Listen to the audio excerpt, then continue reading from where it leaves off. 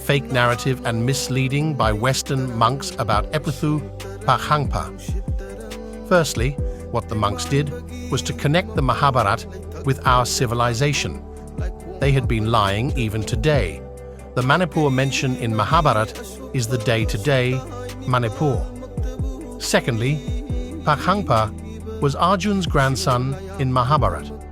What again and again, they did everything to spread Hinduism. I have tell you, he is the son of King Sentreng and Sanarembi, and the Manipur mentioned in Mahabharata is in present in Orissa, India. By that time, we were PAKHANGPA, an empire of Southeast Asia, not a Hinduized kingdom at that time, and Chitrangada's second wife was from Manipura, Orissa. Third thing, the Western missionaries put false accusations that EPUTHOU PAKHANGPA was a serpent, and we were descendants of serpent.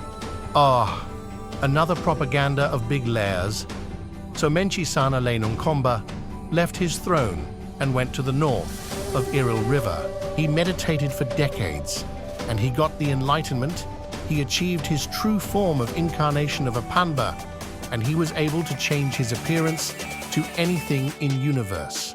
And there we see him in his divine form of dragon, worshipped everywhere in Southeast Asia to China and even Japan.